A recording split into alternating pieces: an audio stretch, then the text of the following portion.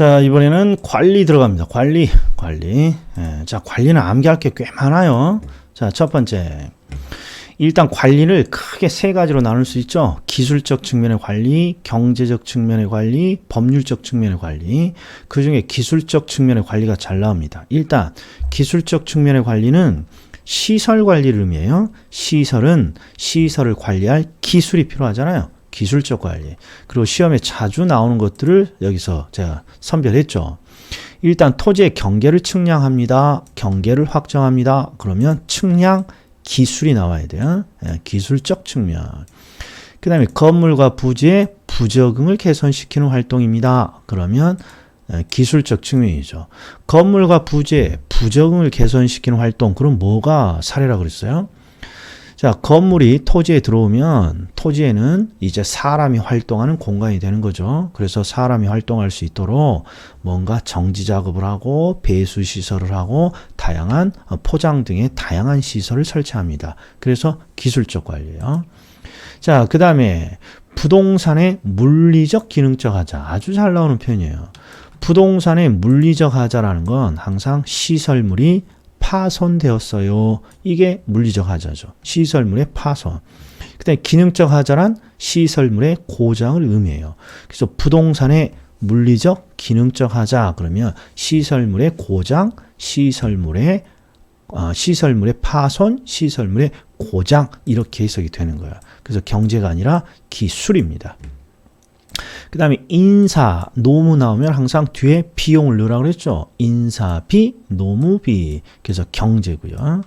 그 다음에 관리인이 행하는 각종 인허가 절차. 요 놈은 법률적 측면이 맞네요.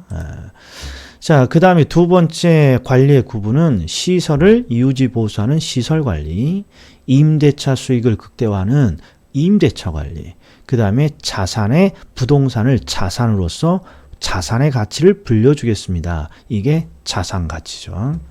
자, 시설 관리는 적극적 관리입니다. X, 소극적 관리죠. 항상 적극적으로 알아서 하는 관리가 아니라 사용자의 요구에 의해서 시작을 하죠. 사용자가 시설이 고장 났습니다. 유지, 보수 좀 해주세요. 이렇게 시작을 하는 것이죠. 따라서 소극적 관리라고 하죠. 그 다음에 소유주의 부를 극대화하기 위해서 자산의 가치를 불리는, 자산의 가치를 증진시키는 다양한 방법을 찾아내는 거. 이런 걸 우리가 자산관리라고 하죠. 그래서 소유자의 부를 극대화하기 위해서 부동산의 매각을 결정했습니다. 그러면 이게 자산 가치의 증진 입장에서 좋다는 거죠. 따라서 얘는 시설관리가 아니라 자산관리의 내용인 것이죠. 자, 밑에가 자주 나옵니다. 포트폴리오라든지 리모델링을 결정했습니다. 그럼 이게 부동산을 하나의 자산으로서 소유주의 부를 극대화하기 위해서 자산의 가치를 불리는 방법을 찾아낸 거예요. 그래서 이런 걸 우리가 자산관리라고 하죠. 자산관리. 자, 그 다음에 마지막 구분은 건물 소유자가 직접 관리하는 자가관리, 전문업체에 맡기는 위탁관리, 그 다음에 혼합관리. 시험에는 얘가 제일 많이 나옵니다. 쉬우면서. 자, 관리의 전문성이 결여될 수 있습니다.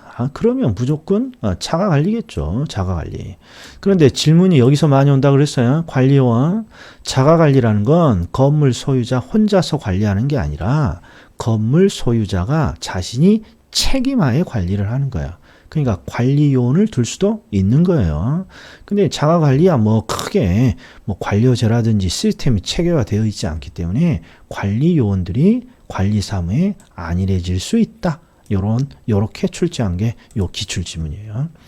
자, 의사결정과 업무 처리가 신속합니다. 그러면 자가관리예요. 그리고 종합적인 관리가 가능합니다. 그러면 자가관리입니다. 자가관리. 그리고 관리의 기밀 유지에 유리합니다. 그러면 얘도 자가관리고. 그래서 자가관리에 아주 자주 나오는 게 이 세 가지예요. 의사결정과 업무 처리가 대단히 신속합니다. 그리고 건물 소유자가 직접 관리하니까 부동산의 모든 부분을 종합적으로 관리가 가능하다는 거죠. 종합적 관리가 가능합니다. 자가관리. 그리고 기밀 유지에 장점이 있습니다. 그러면 자가관리예요. 그 다음에 혼합관리는 위탁관리에서 자가관리로 이행하는 과도기는 중간 단계라는 뜻이죠. 이게 중간에 유용한 방법인데 뭐가 틀렸습니까? 순서가 틀렸어요. 자가에서 전문업체에 맡기는 위탁으로 이렇게 이행하고 있죠. 그러니까 그 과정에서 흔하고 유용하게 쓰이는 방법이라는 거죠. 그 다음에 혼합관리 방식에서 자주 나오는 건 필요한 부분만 선별해서 위탁하기 때문에 관리의 책임 소재가 항상 불분명하다는 단점이 있어요. 잘 나옵니다. 혼합관리는 관리의 책임 소재가 불분명하다는 단점이 있습니다. 그 다음에 여기는 기타 활동이죠. 자, 부동산 관리 중에 유지 활동이 뭐니? 그러면 외형을 변화시키면서 여기에 틀린 거죠. 유지 활동이라는 건 부동산의 외형을 변화시키지 않는 상태에서 부동산의 양호한 상태를 지속시키는 것입니다. 그리고 유지 활동 중 가장 중요한 유지 활동을 물어봤는데 유지 활동에 뭐가 있는지를 알아야 될 거 아니에요. 유지 활동에는 기본적으로 일반적인 유지 활동이 있어요. 일상적 유지 활동. 자, 그 다음에 사고가 터지기 전에 사전에 예방하는 사전적 유지 활동이 있어요. 근데 대부분 이 두 가지를 물어보죠. 사전적 유지 활동은 사고가 터지기 전에 이를 예방하는 유지 활동. 이거 제가 잘못 적었네요. 사전적 유지가 아니라 예방적 유지라고 하는 게 얘랑 맞겠어요. 이게 사전에 예방하는 유지 활동, 예방적 유지 활동. 그리고 대응적은 사후에 사고가 났을 때 사후의 일을 대응하는 유지 활동. 그래서 크게 예방적 유지냐, 대응적 유지냐.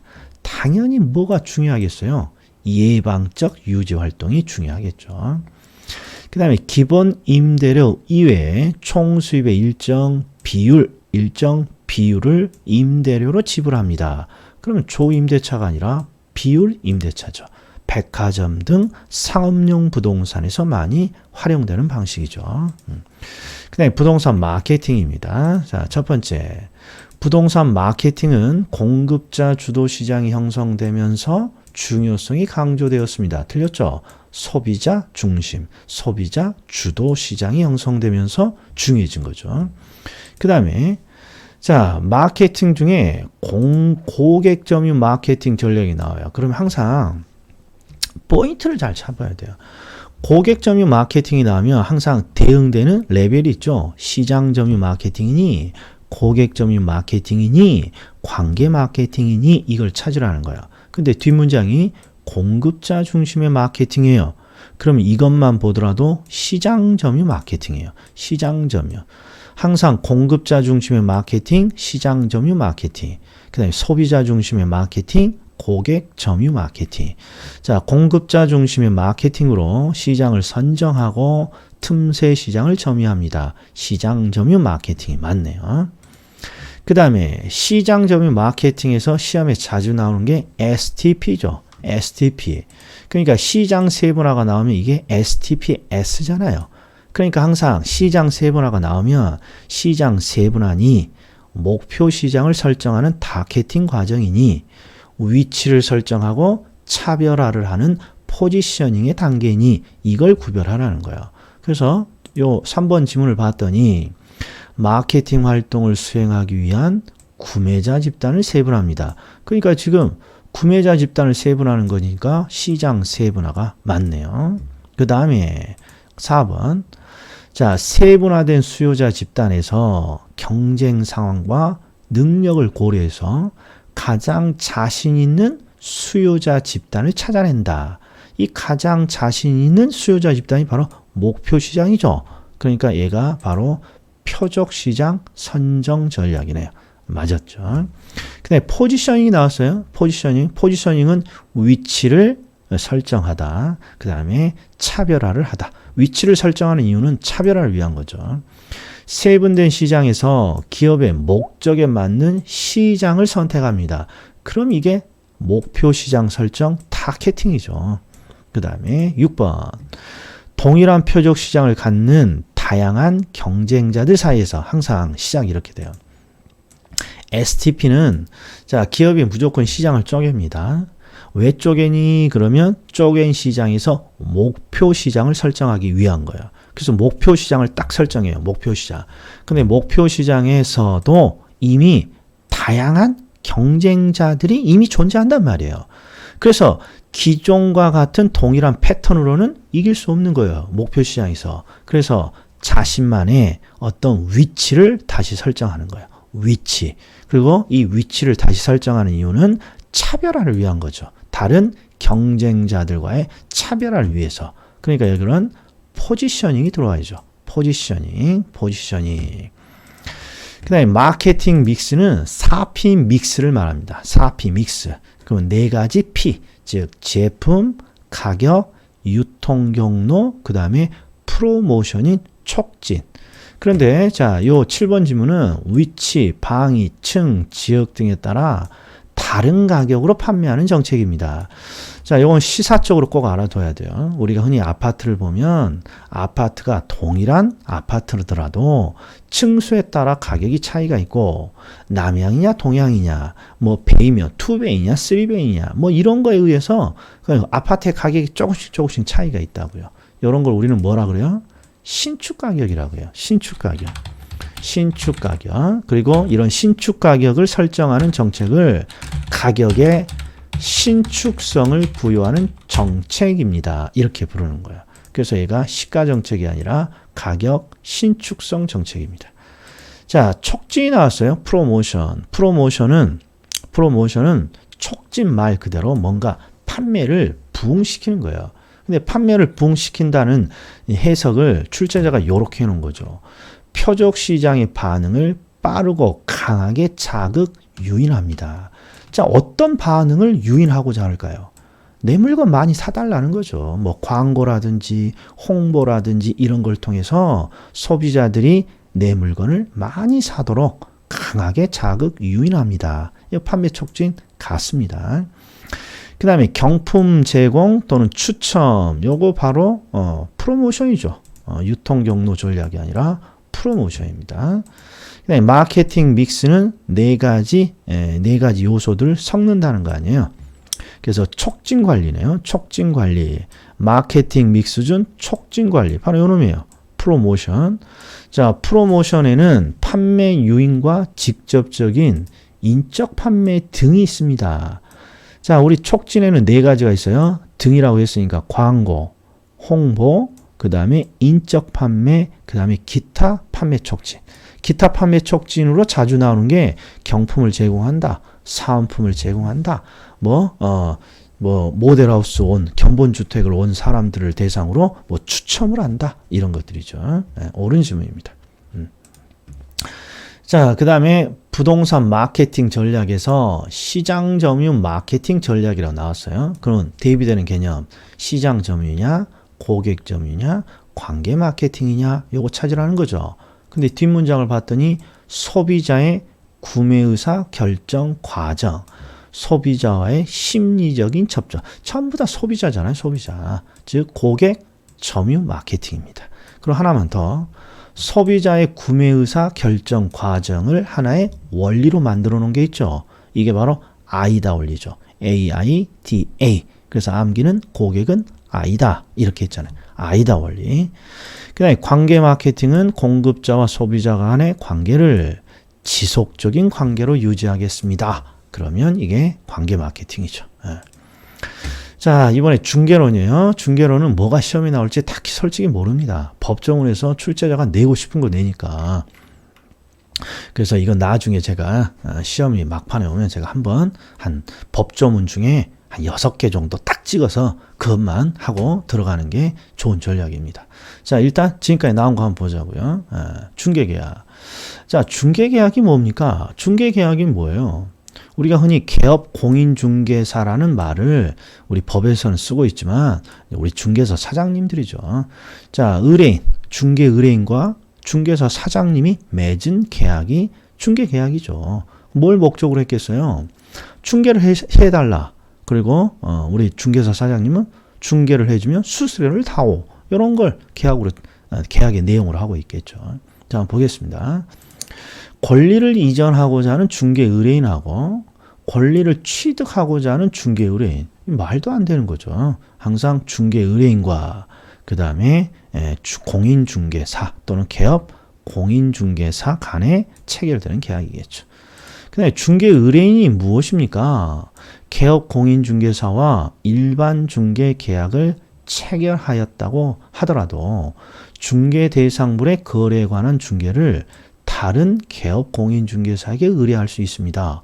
이게 일반 중개 계약이죠. 일반 중개 계약. 항상 불특정 다수의 개업 공인중개사 여러 명에게 중개를 의뢰하는 거죠. 일반적으로. 옳은 질문이죠. 자, 여기서부터. 자, 우리나라는 일반 중개 계약보다 전속 중개 계약이 업무 범위나 책임 소재를 명확히 할 수 있어 주로 이용되고 있습니다. X죠. 우리나라에서 가장 많은 건 일반 중개 계약이죠. 일반 중개 계약은 불특정 다수의 중개사에게 의뢰를 하는 것이죠. 전속 중개 계약은 전속 특정한 개업 공인중개사를 정해서 자신의 전속으로 업무를 맡기는 것이고, 자, 그러니까 일반이 우리나라에서는 대표적이에요. 미국은 전속이 일반적이고, 자, 전속 중개 계약을 체결했다라고 되어 있는데 뒷문장을 봤더니 개업 공인중개사는 누가 거래를 성립시켰는지 상관없이 중개 보수를 받을 수 있습니다. 그러면 중개의 독점권을 가졌을 때 이야기죠. 이게 독점 중개 계약, 요 놈을 말하는 거죠. 요 놈. 자, 체결한 개업 공인중개사는 자신이 거래를 성립시키지 않았을 경우에도 중개 보수를 받죠. 왜? 독점이니까. 중개권이 독점으로 진행되니까. 여기 뒷문장이 틀렸네요. 자, 다수의 개업 공인중개사가 상호 협동으로 거래 계약을 완성시킵니다. 상호 협동으로 거래 계약을 완성시키면 이걸 우리는 공동중개라고 하는 것이고, 그다음에 순가. 자, 고객 의뢰인이 가격을 제시하고 그 가격을 초과해서 중개를 하게 되면 초과분을 당신이 가져가세요. 중개 수수료로, 이런 거죠. 이런 걸 순가 중개 계약이라고 하는데, 법정 보수를 초과하여 받지 않는다면 처벌되지 않는 거죠. 순가 중가 계약을 체결할 수도 있어요. 그러나 법이 정한 수수료를 초과하면 중개사법 위반인 거예요. 네. 자, 그 다음에 중개. 자, 중개를 하면 중개 대상물에 대해서 거래 당사자 간에 뭔가 매매, 교환, 임대차, 그 밖의 권리의 득실 변경에 관한 행위. 그러니까 결국 매매, 교환 등의 어떤 권리의 변경에 관한 행위를 알선하는 거예요. 알선. 옛날에는 대부분 거래의 알선이라고 했는데 요새는 거래 당사자 간들의 권리의 득실 변경에 관한 행위를 알선한다. 이런 식으로 표현을 해놓고 있어요. 근데 중개업이에요. 중개업은 일정한 보수를 받고 중개를 업으로 하는 것을 말하죠. 그런데 8번 봤어요. 중개 대상물에 대한 권리의 득실 변경 행위를 알선합니다. 그러면 뭐가 틀렸습니까? 업이 빠져야죠. 중개에 대한 개념이죠. 그 다음에 개업 공인중개사는 우리가 알고 있는 공인중개사 사장님들입니다. 중개사무소에 개설 등록을 한 자. 그 다음에 개업 공인중개사, 우리 중개사 사무실에는 소속 공인중개사를 둘 수 있어요. 중요한 건 소속된 공인중개사예요. 그러니까